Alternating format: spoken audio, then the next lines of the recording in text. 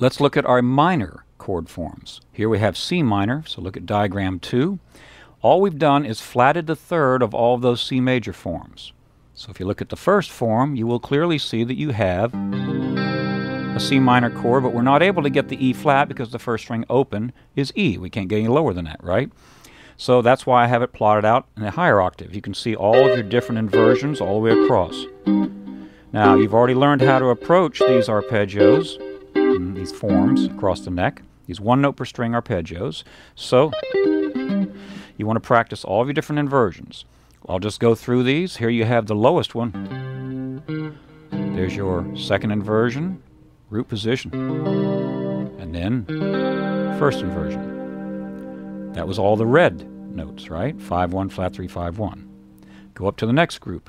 Root position, first inversion, second inversion, root position. And you know how to practice them. You want to learn each group of adjacent 3-note strings. Our final one would be the one that you see clearly over a C minor chord like this, and you just add that E flat. So you have your inversions all the way across. Remember, you want to see the duplication. So for example, if I play this root position C minor chord, I can play it either on the first, second, and third strings, second, third, and fourth strings.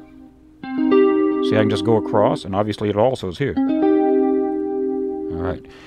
Watch your intonation with all of these, and make sure that you practice them with different fingerings. That's going to be critical. And when I say different fingerings, that means every possible fingering. I'm going to give you some food for thought. Let's take this C minor form right here. Root position. You could finger that 3-2-1, 4-2-1, 4-3-1, 4-3-2, and you could also play it with just 2 fingers and use a double stop crossbar with your first finger. So it could be 2-1-1, 3-1-1, or 4-1-1. Okay? Now we're not going to go into the realm of doing a double stop with your second finger because that's not really very practical. But if you've never done that, it's really easier than it looks. You simply lay your finger down. I've talked about this in some of my other courses. You're playing on the side of your index finger to capture that E flat, the flatted third, and then right against the joint, let me get in the diagram or the video here, right against this joint, the middle joint in your finger, right on the bone, you're going to capture your G note. Now obviously this won't work up in the higher frets because the length of your finger precludes that. It pushes you into the next lowest fret. But you would probably be able to do that up, you know, up around maybe 8th and 7th fret, 7th and 6th, and have some decent results. And it really works well for this C minor chord. Obviously it depends on the length of your finger, but if you have an average size hand, that should be quite easy. And you've got to relax. You got to roll your hand underneath. Okay? That's one thing to think about. Now other things to think about. Here you got a double stop by using what we call a crossbar. You're barring in adjacent frets as opposed to just being in one fret. Well, let's look at freeing up some other fingers. Let's say I wanted to play this typical C minor voicing right here. You see it's derived from like A minor folk chord.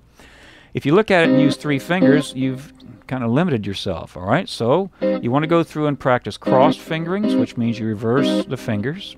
In other words, instead of 2-3-1, you'd play 3-2-1, okay? 3-4-2 or 4-3-2. And this is actually going to come into play on some of our studies here. But another technique is to double stop the 2 strings that you have in the same fret right here, the G and the C. And you want to make sure you can do that with all your fingers. Now, that isn't something that comes overnight. Now, this is a scalloped fingerboard, so it's especially tricky on this because it's so slippery. I got stainless steel frets, and they wanted to slip apart, you know. But if you have just a normal neck, it shouldn't be a problem. Just got to work on it. You've got to make sure you clear the next highest string. I'm not going to belabor this point, but make sure you look at these chord voicings not just as one fingering. I cannot overemphasize that. Free yourself up so that you see all the different ways, because that allows you to think right to left as well as left to right in your fingerings. That'll come into play when we start looking at all the different bass notes you can put underneath these to create slash chords. All right, to recap, in this lesson we have covered all of the C minor voicings over the entire neck. Root position, first inversion, and second inversion. You're playing them with hybrid picking. You're trying to sound like a keyboard. You can hear I have a chorus with delay going on, some reverb to get that smooth sound. And it's real important that you learn how to play these all over the neck. We're going to start putting them to use right away.